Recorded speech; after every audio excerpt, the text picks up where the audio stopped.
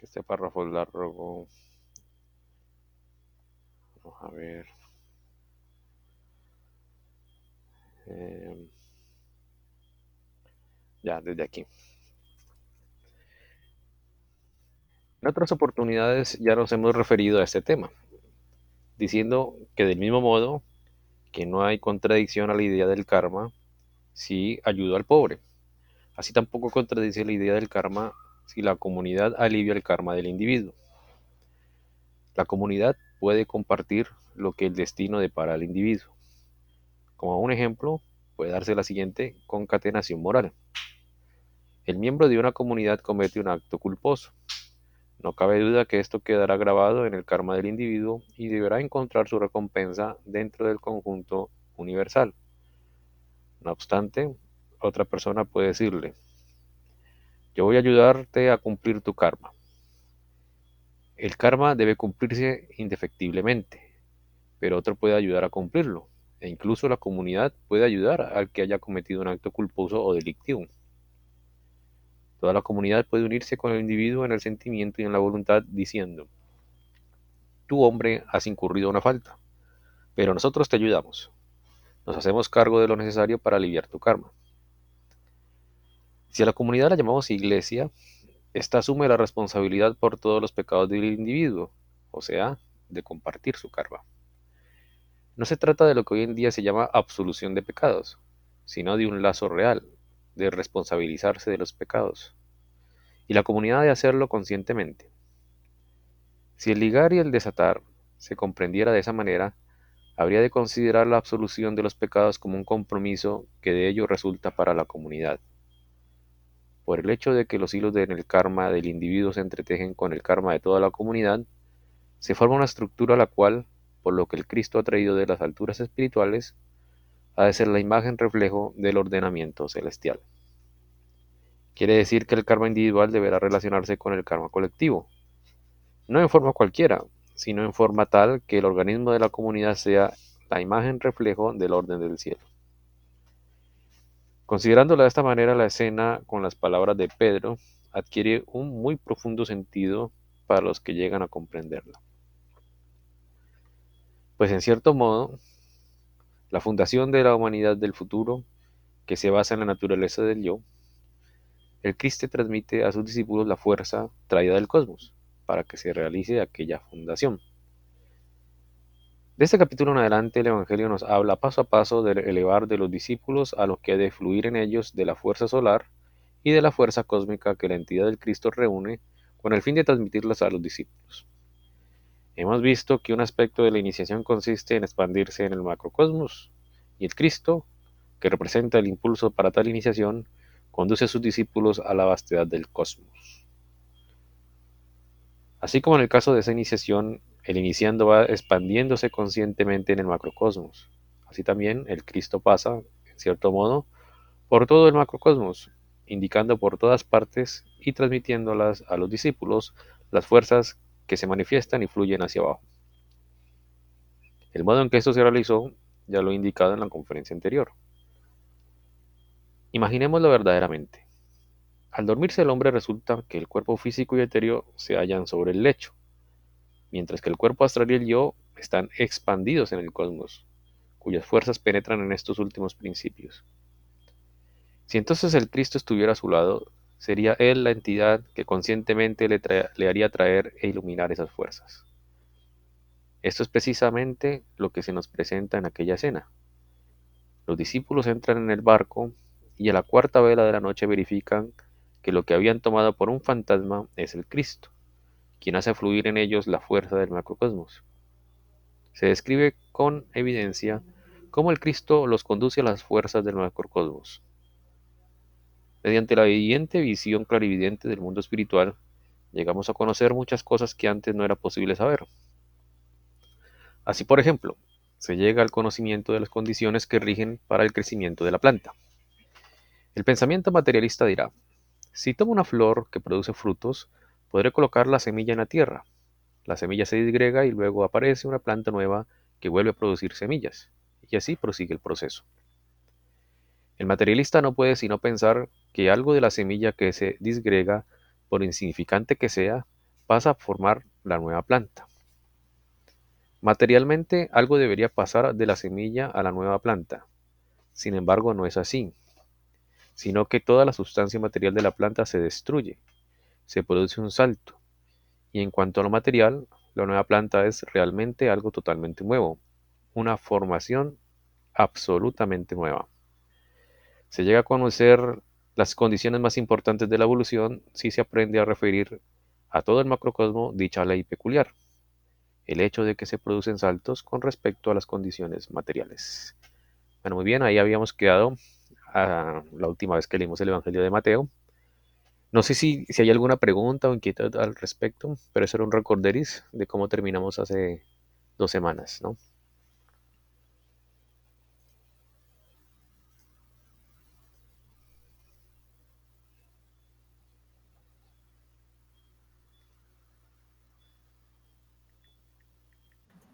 Pues Santi, para mí la verdad ha sido tan novedoso, yo quedé plop cuando hablamos de esto y que tú me cuestionabas y claro, es decir, se destruye totalmente y queda una, digamos, una planta nueva. Para mí ha sido muy novedoso. Recién lo estoy asimilando, No, Santi. no, está bien. De hecho, todo organismo viviente nuevo se construye a partir de materia del mundo exterior.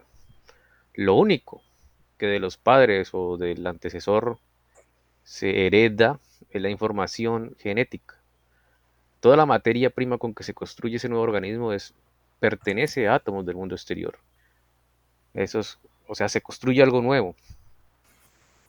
Sí, para mí ha sido, yo en mi mente todavía está, es decir, claro, la mamá le da todas las sustancias, los nutrientes, pero obviamente pues no es la mamá, es decir, son nutrientes Exacto, externos. del medio externo. Pero Nosotros, entonces sí, cuando tú dices, o cuando dice aquí, que me parece y súper importante que dice, se llega a conocer las condiciones más importantes de la evolución si se aprende a referir a todo el macrocosmos dicha ley peculiar, el hecho de que se producen saltos con respecto a las condiciones materiales. exactamente. Esos saltos para la ciencia actual es imposible. Hay ciertos aspectos en la academia en que sí se están dando esos ejemplos. En la biología, Vladimir nos explicó la vez pasada que ya en la evolución se acepta algo que se llama saltos. Hay como ciertas especies que de repente hizo muchas mutaciones, hizo un salto ahí evolutivo. No se ve algo gradual, algo poco a poco que se ve el cambio, ¿no? Sino que de repente hay como una explosión. Entonces es un salto en la evolución, ¿no? Pero esa ley se ve en todo, ¿no? No sé si alguien quiere decir algo más al respecto. Santi, qué pena. Es decir, nunca se han encontrado el famoso eslabón perdido que dicen. En efecto, nunca se va a encontrar el león perdido. De hecho, para solucionar ese problema está la del salto en la evolución, saltos de la evolutivos. También hay un problema, creo que la vez pasada lo hablamos. El antepasado común del murciélago debió ser, o sea, no podría haber existido por mucho tiempo, a no ser que hubiera un salto, ¿no? Un salto evolutivo. Porque ese antepasado común, digamos, si uno ve algo gradual entre, digamos, un mamífero pequeñito sin alas y el murciélago que ya tiene alas desarrolladas para volar, esos intermedios entre el mamífero sin alas y el murciélago, esos intermedios deberían tener prototipos de alas, pero no funcionales, porque no podrían volar. Entonces serían presa fácil de los carnívoros o de sus depredadores. Entonces, la solución para eso que la biología actualmente está pensando es lo de los saltos evolutivos. Entonces, un salto casi en muchas mutaciones al mismo tiempo que conducen a esa especie como murciélago.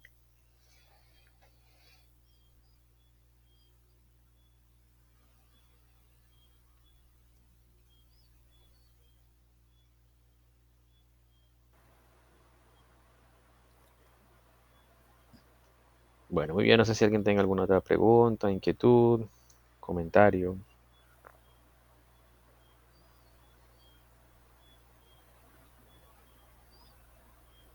No, pues fascinante, Santi, porque tienes razón, es decir, El antecesor del murciélago debería tener unos muñitos ahí de alas y como tú dices, no funcionales, más que, mejor dicho, más estorbo. Y si es Exacto. así, pues no se puede defender y entonces obviamente la especie hasta ahí moriría porque los depredadores Es, completamente la parían. exacta, sería más un estorbo que una ventaja. La ventaja resulta ser cuando están bien formadas las alas y pueda volar. Mientras tanto sería un estorbo total. Es como un pajarito que tenga alas malas. Se lo comen de uno de los depredadores porque no puede volar.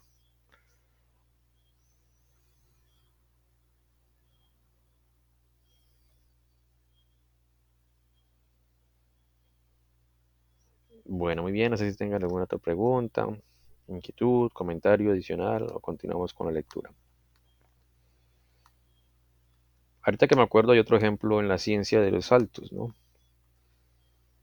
Esto es un poquito misterioso y siempre, digamos, se salta la explicación racional de esto. Sí se explica en la academia y teoría, y la teoría está, pero la explicación lógica y racional se la saltan porque no saben cómo explicarla. Simplemente dan el nombre teórico y se da porque se da. ¿Por qué? No se sabe. Los famosos saltos cuánticos. No sé si han escuchado esa palabra.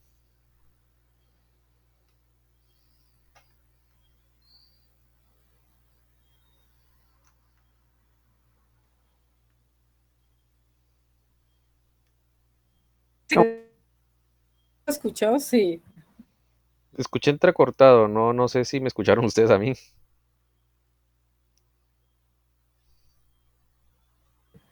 Que la palabra, yo sí la he escuchado, pero el concepto bien, pues estamos esperando a que tú nos lo digas, Santi.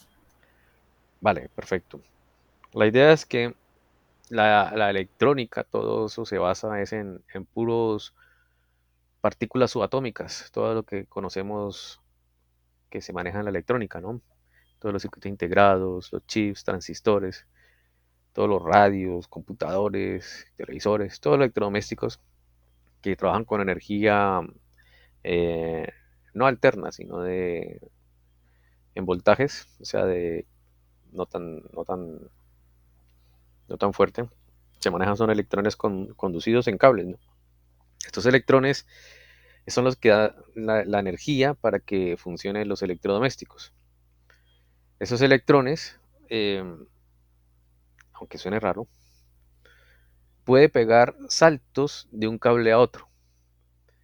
Y eso está tan comprobado que hay una distancia mínima de cables que no se puede romper. O sea, si se hace más cerca dos cables, puede saltar corriente de un lado para otro y dejar de funcionar los transistores. Porque los transistores son unos conductos electrónicos que sirven para dirigir la corriente de los átomos, los electrones, perdón. Algo así como como una Y de los ferrocarriles de tren que elige para dónde corre, si para la izquierda o para la derecha. Entonces puede conducir en este caso del ejemplo del tren, el tren para la izquierda o para la derecha, ¿no? Entonces los transistores hacen lo mismo con la corriente eléctrica llena de electrones, con los cables, ¿no? Puede elegir si sea para la izquierda o para la derecha, por decir algo, ¿no? O un camino o el otro. Pero si se hace muy cerca estos cables, electrones pueden saltar al otro cable sin estar unidos y transmitir esa información errada a los circuitos. Entonces, para evitar esos saltos cuánticos que se sabe que suceden, hay un espacio mínimo entre cables que se tiene que respetar. Ese es el famoso salto cuántico que se hace en electrones. Se sabe que existe, se explica la teoría, pero nadie sabe por qué pasa eso.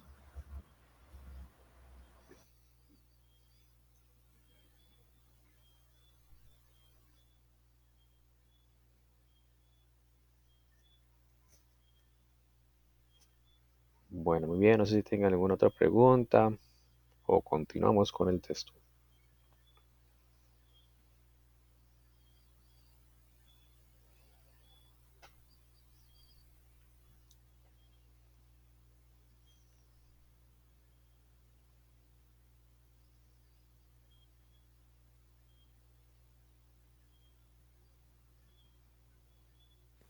Entonces, en conclusión, lo del eslabón perdido no es que se haya perdido, sino que nunca existió, o algo así. Más o menos, sí. Ese eslabón perdido que están buscando la ciencia no lo van a encontrar nunca. Nunca. No existió. De hecho, lo que sí existió y no hay evidencia y no va a haber evidencias, salvo lo que sí construyeron, son los atlantes. Los atlantes sí existieron, los lemures sí existieron. Desafortunadamente para los científicos paleontólogos que buscan fósiles, no van a encontrar fósiles de lemures, ni tampoco de los primeros atlantes tampoco. De los últimos atlantes, si están de buenas, pueden ser que se encuentren. Pero de hecho no hay posibilidad de que encuentren fósiles de estos antepasados nuestros porque no estaban tan esclerotizados su sistema óseo. O sea, se destruían. Ujú.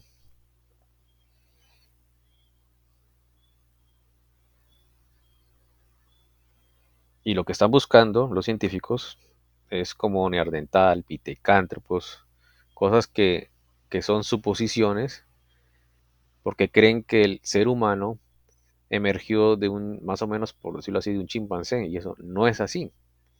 Aparentemente es así, pero no es así. Al contrario, como explica Steiner, esos son rezagos de la evolución humana, no fueron los antepasados de los humanos.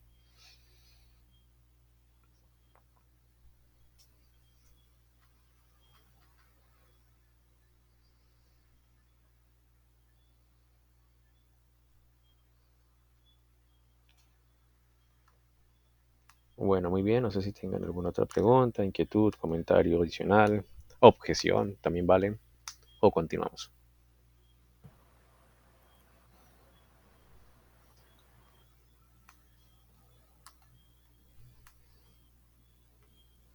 Sigamos. Vale, muy bien. Bueno, aquí está Steiner hablando de los saltos. Es una ley universal, espiritual, y se produce también en las leyes materiales, en algunas leyes materiales. Se manifiestan en nuestro mundo material.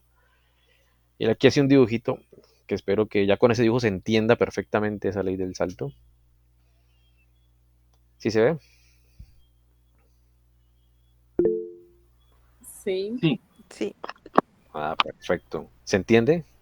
Ah, ese es otro problema, ¿no? Entender eso. Hasta verlo, Santi. Sí, eso es complicado. La idea es que hay un recorrido del mundo espiritual al mundo material. Pero ese recorrido, digamos, pega un salto en el mundo material, ¿no? Entonces ese salto material es allí.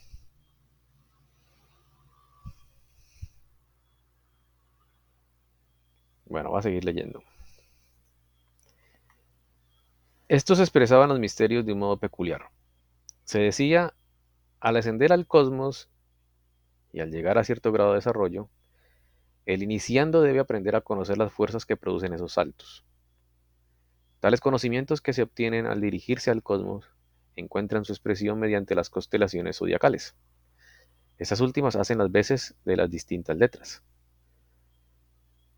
Al expandirnos en una determinada dirección, experimentamos el saltar del antepasado al descendiente, ya sea en la esfera del vegetal, del animal o del hombre, o bien en cuanto a la existencia planetaria.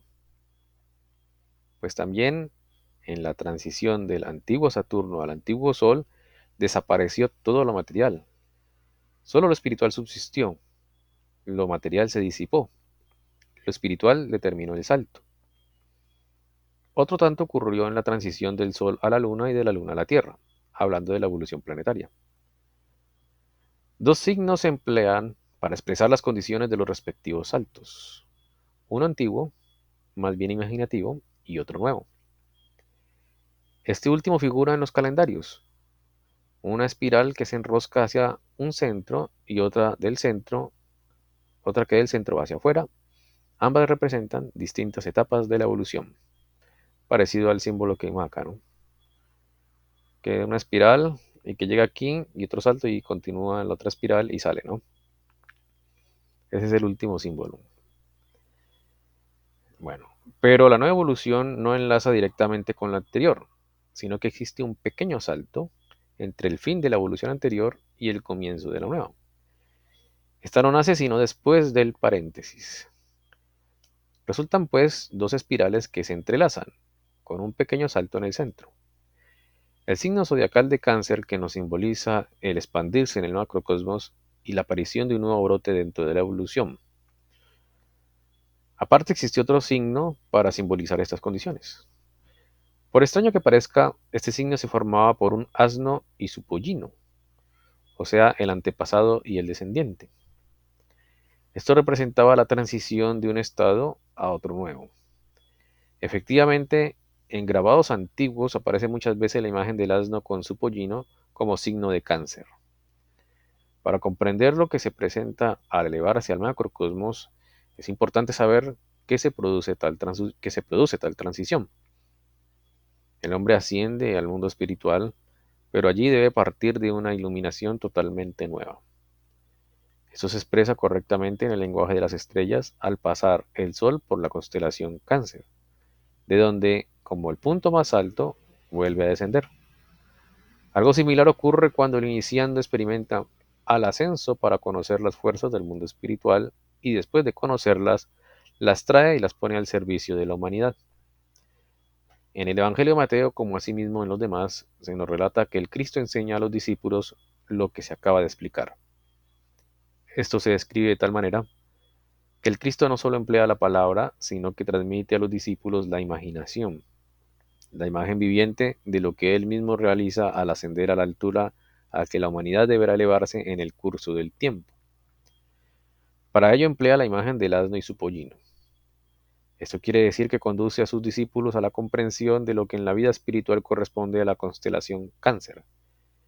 Se trata de algo que sucedió en la relación espiritual viviente entre el Cristo y sus discípulos, un acontecimiento tan majestuoso y grandioso que no es posible expresarlo mediante palabras humanas de cualquier lengua, sino únicamente mediante imágenes del mundo físico para el mundo del macrocosmos. Bueno, no sé si hasta ahí tengan alguna pregunta, comentario. Ustedes me dirán.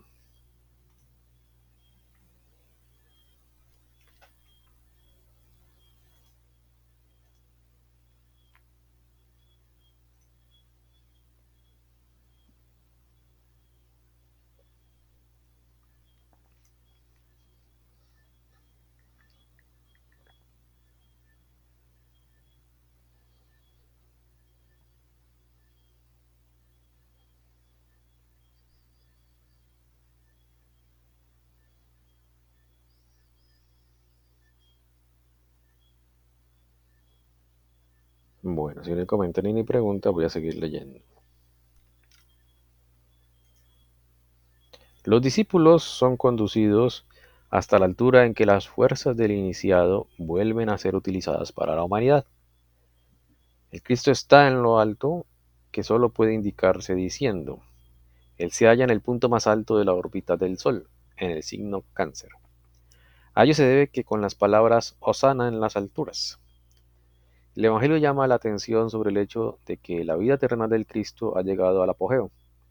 Todo se expresa de manera tal que lo que acontece hace crecer las fuerzas de los discípulos para que también en la humanidad pueda desarrollarse lo que el Cristo Jesús ha dado a la evolución. La historia de la pasión que luego sigue no es sino la transmisión real viviente de aquello que primero debió darse como enseñanza a los discípulos y después verterse en la humanidad a través de las fuerzas provenientes del misterio del Gólgota. Así que hay que tomar el ulterior contenido del Evangelio de Mateo, y de esta manera también comprenderemos que su autor siempre tuvo presente que, en cierto modo, debió mostrar el contraste entre la enseñanza viviente de las alturas cósmicas dirigida a los discípulos, por un lado, y por el otro la impresión sobre los demos que no son capaces de sentir las fuerzas del Cristo Jesús mismo. A esto se le deben los relatos con respecto a las discusiones con los escribas y fariseos, de las cuales hablaremos en la próxima conferencia. Por ahora deseo llamar la atención sobre el hecho de que el Cristo Jesús, después de conducir a los discípulos a los lugares de la iniciación, les indica además que si ellos toman este camino, experimentarán el ascender al mundo espiritual del macrocosmos.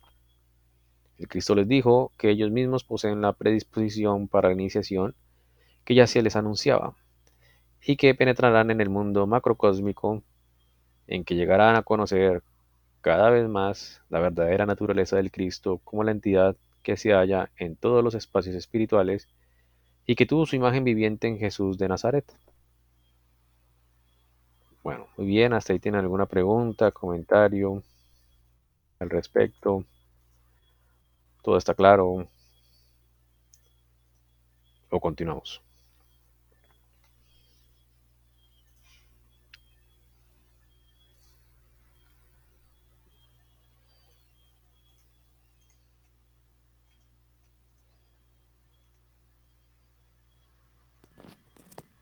Pues, Santi, si puedes explicar un poquito ahí, qué penas. Yo estoy como intentando entender y como que me enredo. Ajá, vale, vale. Este tema sí está bastante difícil porque son imágenes de lo que más o menos quiere explicar con lo de cuestión del salto, ¿no? Él aquí pues está preparando, me imagino yo, lo que digamos como misión del Cristo, como, como misterio de Golgota, ha hecho a la humanidad. La humanidad antes y después del Cristo va a tener un salto espiritual, evolutivo, espiritual, ¿no? Aquí dice Steiner que los primeros en tenerlo fueron los discípulos, aquí discípulos, o sea que más allá de los apóstoles hubo más personas que aprovecharon eso mientras que estaba cerca el tiempo, pero para la mayoría de los humanos pues llegará poco a poco después, ¿no? Ese salto evolutivo. Eh, con respecto a lo que habla del cáncer, la constelación cáncer, yo no sabía, ni creo que casi nadie sepa en astronomía, que el símbolo anterior para representar el cáncer era un asno y un pollito. Eso yo no lo sabía. Primera vez que lo leo. Ay, sí. Eso es muy raro. Pero debe ser así. Porque esos símbolos zodiacales han ido cambiando en el tiempo. Desde la época de los egipcios hay imágenes de constelaciones del zodiaco y algunas son diferentes y otras son muy parecidas a las que ahora tenemos. Por ejemplo, el escorpión es relativamente nueva. Cuando digo relativamente es que hace 4000 años no estaba, pero hace 2500 años sí estaba, ¿no? Antes el escorpión era un águila, se representaba un águila. El, el aguador, acuario, antes se representaba como un humano con alas. Ya no, ahora es aguador, acuario. Pero no sé en qué época de la historia cambiaron esas constelaciones o se modificaron. Pero sí sabía que sí algunas se habían modificado, ¿no? La figura. Entonces, la del cáncer significa, según Steiner, el salto, el salto espiritual. Que hay saltos que se hacen en el mundo material, porque eso que supuestamente uno espera que fuera material, pega un brinco por el espacio espiritual y regresa al mundo material. Entonces, eso es. Santi, pero esos saltos se hacen constantemente o es cada que pasamos de una raza raíz a otra o cómo sería. Entiendo yo que se hace constantemente en muchos aspectos. Por ejemplo, aquí habló Steiner de dos ejemplos muy macros, que es de un estado planetario a otro, ¿no? Pero en 3 párrafos atrás, o en lo que leímos en la reunión pasada, él habla del salto de la semilla, ¿no? La planta hace un fruto y después la semilla, ¿no? Pero esa semilla de repente nace una nueva planta, ahí hay un salto también. Entonces esos saltos es una ley que se da en muchas circunstancias cotidianas o no tan cotidianas, como la cuestión planetaria, ¿no?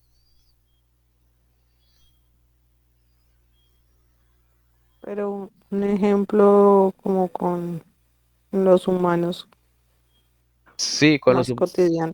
sí, con los humanos más cotidiano es difícil ver la transición, perdón, es que transición, el salto, porque nosotros tenemos en este periodo cultural o en esta quinta raza raíz en la que estamos viviendo actualmente, hemos perdido, digamos, la percepción del mundo espiritual. Entonces solamente nuestros pensamientos, ideas y forma de ver el mundo se basa precisamente en la ausencia de ese mundo espiritual y tenemos arraigado a nuestro modo de pensar un tiempo chiquito, ¿sí? O sea, uno dice que una vida eh, en promedio es chiquito para darse cuenta de esos saltos espirituales. Muy poquitas personas, en otra serie de conferencia, dice Steiner, se da cuenta de esos pequeños saltos espirituales en su conciencia del yo porque no presta atención. Si prestara atención, sí se daría cuenta. Y él dice que las personas que empiezan a estudiar antroposofía tienen esos saltos, sino que las personas no se dan cuenta hasta que repasan, hacen un examen retrospectivo y se dan cuenta de que sí hubo un cambio. Inicialmente en su forma de ver el mundo, en su forma de pensar. Y luego, pues, cuando ya se inicia, ya pues se da cuenta del salto, ¿no?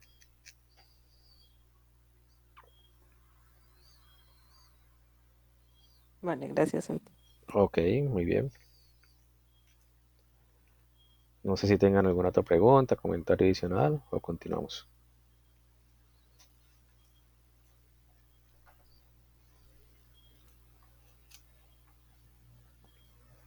Bueno, vamos a continuar. Además les hizo presente que solo se alcanzará la iniciación propia si se deja madurar el alma con paciencia y perseverancia. ¿Qué es lo que debe formarse en el interior del hombre al desarrollarse en él la fuerza superior clarividente? Sus dones deberán acrecentar de manera tal que él pueda acoger las fuerzas del yo espiritual, espíritu vital y hombre espíritu. Sin embargo, todo depende del karma del individuo, y esto solo lo conocen los iniciados supremos. Los iniciados de grado menor no poseen el conocimiento de ello. Para la individualidad que haya llegado a la madurez de penetrar en el mundo espiritual, llegará la hora con toda seguridad. Pero llega en el momento menos pensado, a saber, viene como el ladrón en la noche. Preguntemos ahora, ¿cómo alcanza el hombre la visión del mundo espiritual? Los misterios antiguos, en cierto sentido, también los misterios nuevos, conocían tres etapas de la iniciación macrocósmica. En la primera, el desarrollo se producía de tal manera que el hombre percibía todo lo que puede percibirse por medio del yo espiritual. En este estado, él no es solamente hombre en sentido nuevo, sino lo que en el sentido de la jerarquía se llama naturaleza ángel, la jerarquía que sigue a la del ser humano. En los misterios persas se solía llamar persa a quien por las fuerzas del yo espiritual habían penetrado en el macrocosmos, pues ya no era simplemente individuo, sino que pertenecía al ángel del pueblo persa. O bien se le llamaba directamente ángel a un ser de naturaleza divina. La segunda etapa es la que de manera semejante, en la que de manera semejante se despierta el espíritu vital, y a quien la había alcanzado se llamaba héroe del sol, según los misterios persas, porque tal iniciado se desarrollaba desde abajo hacia las fuerzas del sol, y la fuerza espiritual del sol se unía con la tierra, o bien se le llamaba hijo del Padre. Finalmente, al haber alcanzado el grado en que se manifestaba el Atma u hombre espíritu, se le llamaba Padre.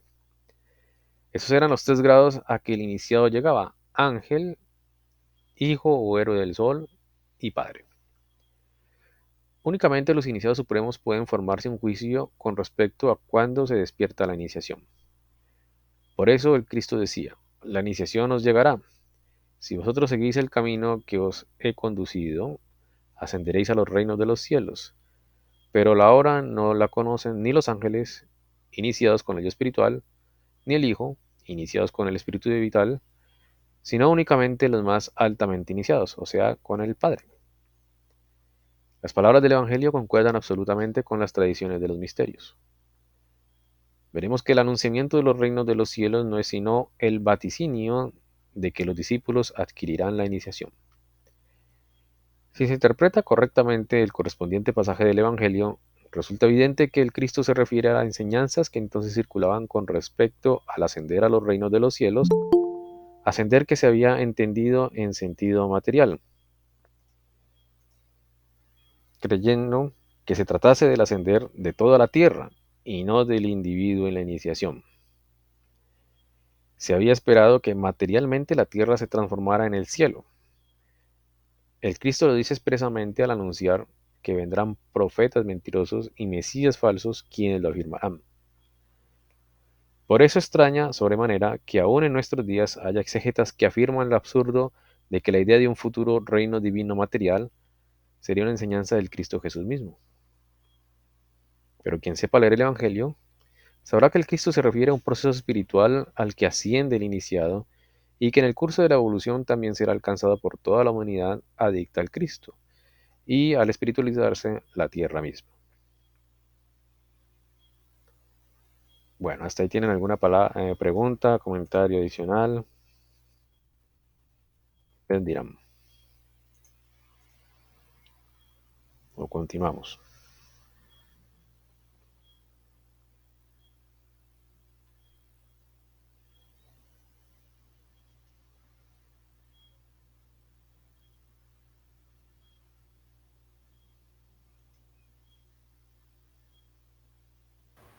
Santi, me causa inquietud la palabra adicta al Cristo, porque lo utilizan Sí, buena pregunta, la o a verdad. qué corresponde. Sí, yo creo que es más bien como adherido al Cristo, ¿no? En el Sí, sentido ¿no? de, sí, Otro sentido, ¿no? No. ajá, debe haber varias acepciones para esa palabra. Yo creo que es como de adición, adición a la forma de, digamos, de seguir su curso de ideas, ¿no?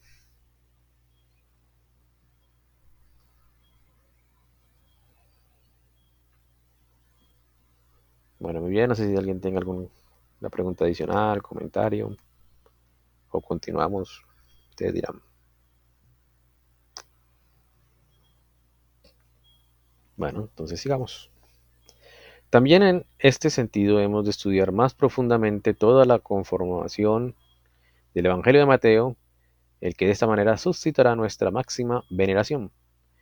Ningún otro evangelio nos conducirá como este a descubrir cómo el Cristo Jesús enseña a sus discípulos la característica del yo humano. Les enseña también que las fuerzas cósmicas obran sobre el cuerpo humano. Observemos cómo les hace conocer lo que el iniciando ha de aprender. Finalmente descubrimos situaciones y relaciones humanas que se forman en torno del Cristo Jesús. Todo esto hace del Evangelio de Mateo un documento particularmente humano. Verdaderamente nos hace conocer al hombre Jesús de Nazaret como portador del Cristo. Además nos hace comprender cómo obra el Cristo al adoptar la naturaleza humana. Incluso lo que se refiere a los reinos del cielo se presenta en este Evangelio en relación al humano. En la última conferencia veremos que semejante aspecto se nota igualmente en los demás relatos, no solamente en lo relativo a la iniciación. Bueno, aquí sigue el otro capítulo. No sé si tengan algún comentario adicional o continuamos con la primera parte del último capítulo.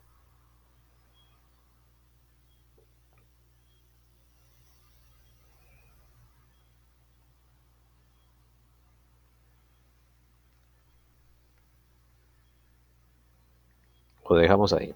Si está muy denso, lo podemos parar ahí. Uy, yo sí creo, Santi. Sí, porque hay mucha información densa y de Está como pronto, durito. sí, de pronto es mejor parar ahí para que el subconsciente ya reflexione mejor. Entonces, bueno, muchas gracias a todos, ¿no? Uy, sí, que haga un buen trabajo ahora cuando esté durmiendo, Santi, porque te cuento. Sí, eso está duro esta parte, pero eso es lo bueno, ¿no? Esforzarse en estas cosas espirituales. Bueno, entonces, feliz noche para todos. Dios mediante. Bueno, Gracias, buenas Santi. noches. Bueno, Muchas feliz gracias. noche. Muchas Chao. gracias. Chao, chao. Que estén bien. Chao. Chao.